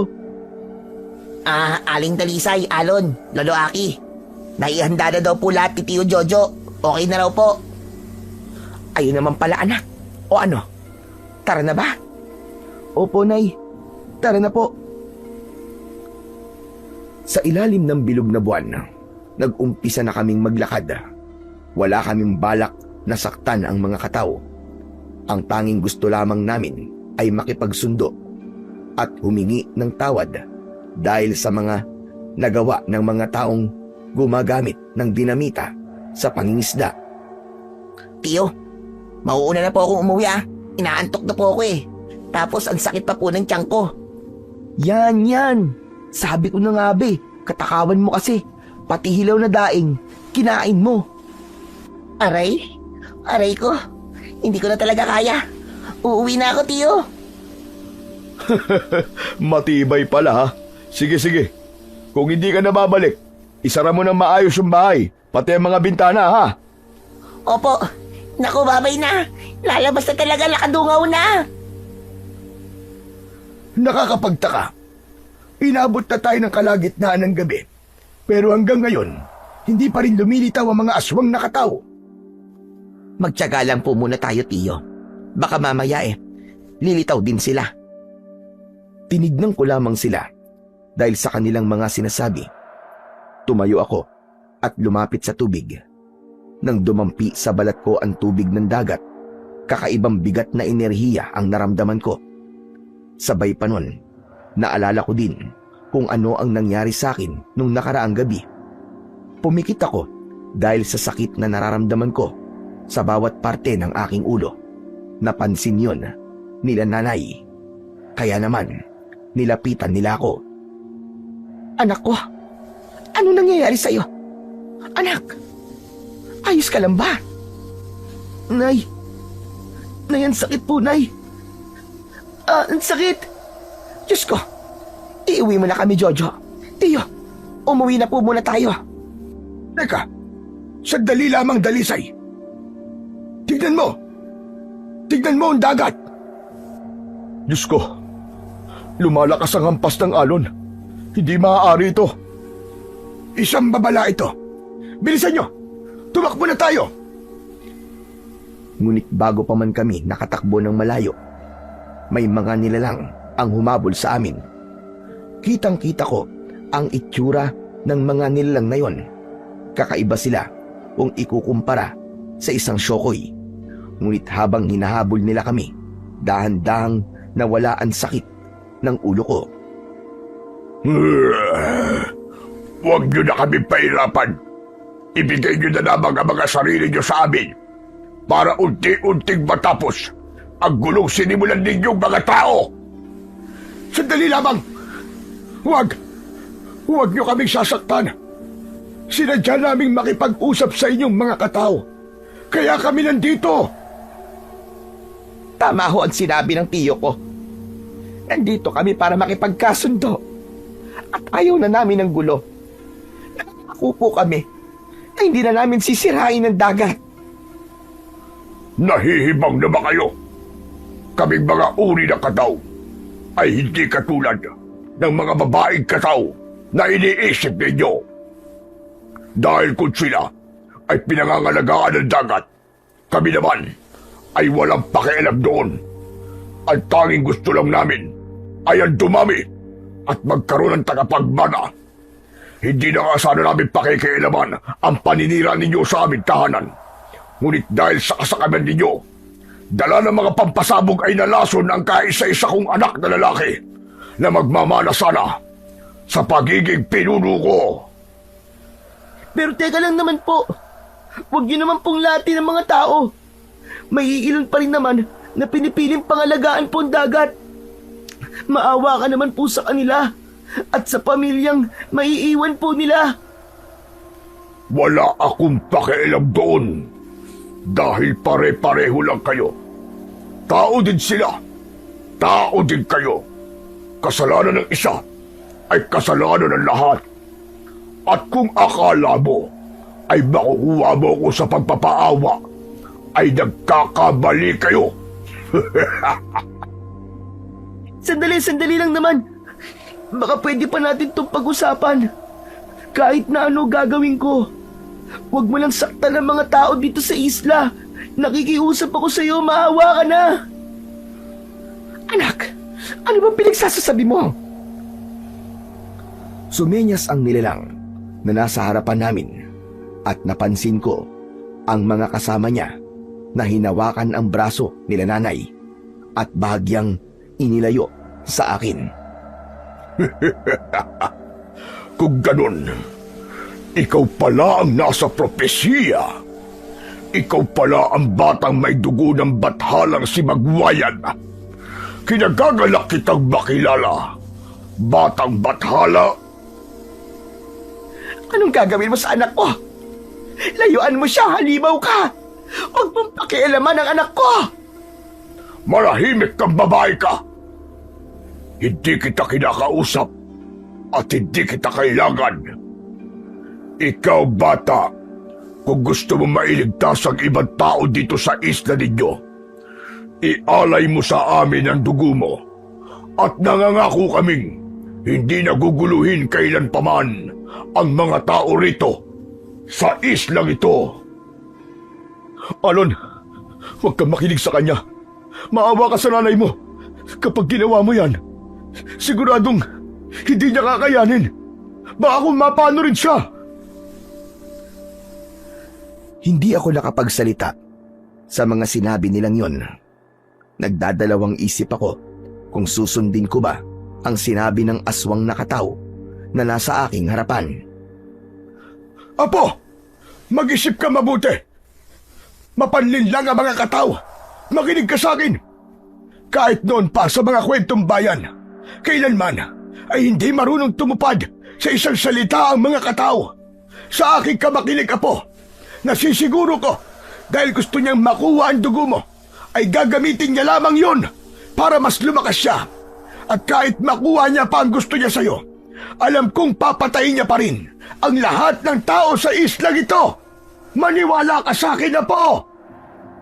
Sige, makinig ka sa kanila, bata. Ngunit sa oras na piliin mong makinig sa kanila, sisiguraduhin ko sa'yo na maghahalo ang dugo sa tubig ng dagat. Bibigyan kita ng pagkakataon para makapag-isip-isip.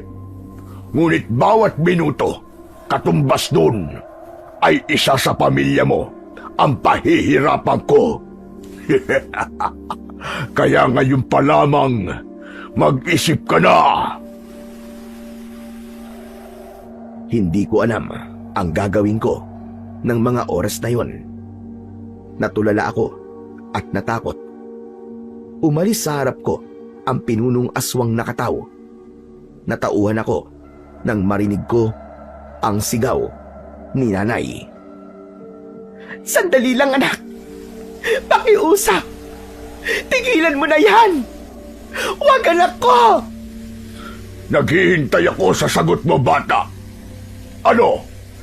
Ang bagal mo naman mag-isip. Sige, sumagot ka na. Ngayon na! Ngunit dahil sa takot, hindi pa rin ako makapagsalita. Kaya naman, kinuha nila si Tio Jojo at binugbog ng gusto. Napuno ito ng galos at sugat sa katawan, habang ang pulang likido naman ay lumalabas galing sa kanyang bibig. Papatay ko ang lalaking ito, bata. Kapag hindi ka pa rin nagdesisyon. Sige na! Ano ang desisyon mo? Alon, hayaan mo na lamang ako. Masaya ako na gagawin ito para sa inyo ng nanay mo. Huwag kang papayag sa gusto niyang mangyari. Labanan mo siya, Alon. Alam ko na kaya mo siyang talunin. Huwag mo sayangin ang buhay mo para lamang palakasin sila. Malaki ang tiwala ko sa'yo na magtatagumpay ka. Manahimik ka! Mababang nilalang! Kung ayaw mong mamatay kagad! Mas lalong bumalot ang kaba sa aking pagkatao nang makita kong sinipa ng aswang nakataw si Tio Jojo. Hindi ako makapag-isip kagad dahil sa kabog ng aking dibdib. Para bang may naghahabulang kabayo ang nararamdaman ko. Tutuluyan ko ito kapag hindi ka pa rin nagdesisyon, batang bathala. Sige! Oo na. Pumapayag na ako. Huwag mo naman silang sasaktan. Pumapayag na ako sa inihiling mo. Yan! Yan ang gusto ko, batang bathala. Mabilis at walang pag-aalinlangan. Bitiwan niyo na sila at dalhin ang batang ito. Magkukusa na sana ako na sumama at sa pag-aalay sa kanila ng aking dugo. Ngunit hinabol kami ni nanay. Hinawakan niya ako sa kamay habang siya ay walang tigil na umiiyak. Sandali lamang, anak. Huwag pakiusap. Maawa ka sa akin. Huwag mong gagawin yan. Nakikiusap ako sa iyo, Alon. Huwag mo akong iiwan. Umalis ka, babae. Huwag mong abalahin ang aming pag-alis. Kung susubukan mo pa kami guluhin, papatayin kita! Nagulat ako nang isang malakas na sipa ang pinakawalan ng aswang kay nanay. Hindi ko naman maintindihan ang sarili ko at bigla na lamang bumalot sa akin ang labis na puot at galit. Kasabay nun, nararamdaman ko ang paglakas palalo ng hampas ng alon sa dagat at malalakas na hangin. Ibibigay ko na mga kagustuhan nyo. Pero nagawa nyo pa rin saktan ng nanay ko. Sino nagbigay sa'yo ng pahintulot? Nasaktan siya! Hindi ko alam kung saan nanggagaling ang lakas ko ng mga panahong yon. Ngunit walang pag-aalintana kung hinawakan ang leeg ng aswang na nasa harapan ko. Pagdating sa mga demonyong katulad nyo na nananakit sa nanay ko, ay wala din akong pinipiling kalabanin. Ito ang nararapat sa'yo! Mabilis at walang kahirap-hirap kong inihagis ang pinuno ng mga aswang nakatao. Ngunit madami ang umatake sa akin na kanyang mga kasama. Hindi ako nahirapang patumbayin silang lahat. Lahat sila ay naiiwang nakahandusay sa lupa at wala ng buhay habang bumubula pa ang mga bibig. Hindi ko na makontrol ang sarili ko ng mga oras na yon. Para akong wala na sa aking sarili at may iba na akong pagkatao. Wala sa plano namin ang saktang kayo mga kataw. Dahil ang tanging gusto lang namin ay maging payapa ang isla. Ngunit hindi ka pala nakukuha sa pakikipag-usap. Sinaktan mo si Tio Jojo at hindi ka pa natuwa. Pati si nanay na walang kinalaman sa mga kahayupan nyo. Sinaktan mo rin! Hindi ako natatakot sa'yo, batang bathala. Dahil para alam mo, hindi ako magiging pinuno ng mga katao kung magpapatalo lang ako sa isang batang katulad mo! Kung ganun tumayo ka riyan at labanan mo ako. Tulad ng aking sinabi, tumayo ang aswang. At akala ko ng mga panahon na yon ay yun na ang kanyang tunay na anyo. Ngunit nagbago ito. Lumaki pa siya ng gusto. Nawala ang mahahaba niyang puting buhok. Ang mukha niya ay nagkaroon ng mga biyak na maliliit. Habang ang mga mata naman ito, na dati ay kulay itim, ay naging kulay pula. Humaba ang kanyang mga kuko at naging singtulis ng patalim. Habang ang mga ngipin niya ay nagmistulang matatalim na lagari. Matakot ka na bata. Dahil sa oras na ito, sisiguraduhin kong uubusin ko ang mga tao sa islang ito. Mabilis na umatake ang aswang at nagpakawala kagad ito ng malakas na suntok at kalmot. Ngunit kahit na anong depensa ang gawin ko, ay natatamaan pa rin ako nito hanggang sa nasira na niya ang suot kong damit. Lumaban ka batang bathala. Ilabas mo ang tapag mo. Hindi ba't nagmamalaki ka pa kanina? Ngunit parang wala ka naman palang binatbat sa akin. Isang mahinang nilalang. Itinuloy niya ang mabibilis niyang mga galaw hanggang sa tinamaan ako sa dibdib ng kanyang malakas na suntok. Dahilan kung bakit ako tumilapon. Ngunit yun ng bagay na pagkakamali niya dahil napalapit ako sa maliit na sibat na aking ginawa. Ano na, batang bathala? Hindi mo na ba kaya tumayo? Ngayon kung hindi na, malaya ko ng malalapa ang mga taong malalapit sa'yo. Nang makita kong hinawakan niya sa leeg si Lolo Aki, mabilis akong gumalaw. Hinawakan ko ng mabuti ang sibat at mataas na tumalon. Isinaksak ko ang talim ng aking sibat sa gitna ng kanyang ulo at bumaon yun at lumabas sa kanyang baba.